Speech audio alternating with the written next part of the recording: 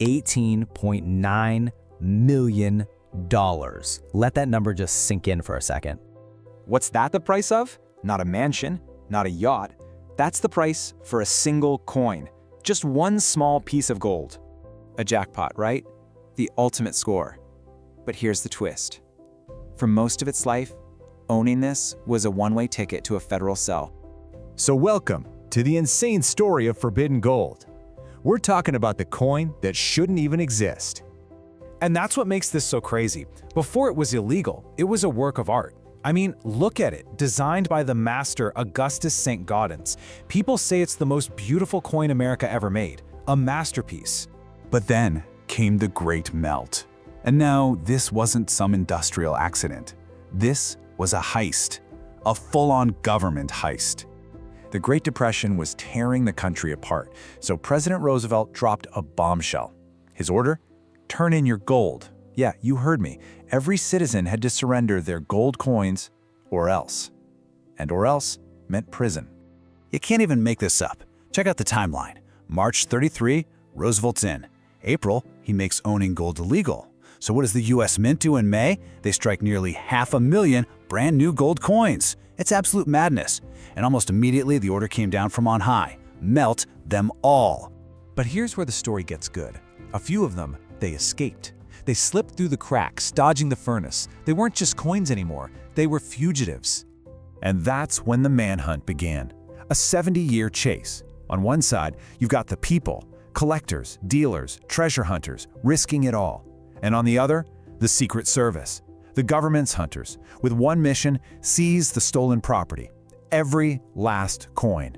The feds got their first break in 1944. One of the fugitives pops up at an auction. Bam! The Secret Service is all over it. They start seizing the coins wherever they find them. And every single time, the trail led back to one guy, a Philadelphia jeweler named Israel Swit. But Swit wasn't the only one who had them. And there was one coin, just one, that the agents couldn't touch. The ultimate prize. The one that got away. And how did it escape? Get this, a massive government screw-up. The US Treasury itself accidentally signed the permission slip, an export license, for stolen government property. And where did it go? All the way to the private collection of King Farouk of Egypt. You can't write this stuff.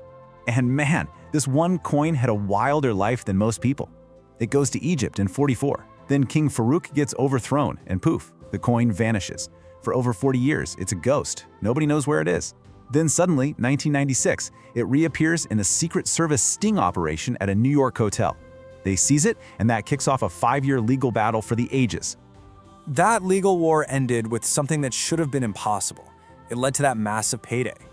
This was the moment a piece of contraband, a fugitive, was officially turned into legal tender. Okay, picture this. It's 2002, Sotheby's auction house. A historic deal has been made. The US government agrees to make this one coin legal, and only this one, and sell it to the highest bidder. You could feel the electricity in that room. It was unreal. The bidding goes crazy, and when that hammer finally fell, the price was a world record, $7.5 million. Nobody had ever paid that much for a single coin before, ever. But that wasn't the end, not even close. For the next 2 decades, the legend of this coin just got bigger and bigger. Then, in 2021, it came back. It was time for round 2 at the auction block. And the price this time? $18,900,000. Absolutely staggering. That's right, a piece of gold worth more than a private jet. Why? Because it was the survivor, the one that refused to be melted down and forgotten. You'd think that's the end of the story, right? Wrong. Just when everyone believed there was only one survivor, another bombshell dropped. They found 10 more ghosts. So it turns out Israel Swit's family found 10 more of them tucked away in a safe deposit box. They sued, of course, thinking they'd get the same sweet deal. Nope, the government wasn't playing games anymore.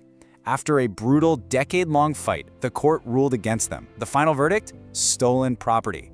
The Fed seized them, and now they're locked away in Fort Knox. So, with the King's coin legalized and the Swit hoard locked up, you have to wonder, is that all of them? It leaves you with one single haunting question. How many are still out there? The truth is, nobody knows. The only thing we know for sure is that the hunt isn't over. the Secret Service is still looking for the others.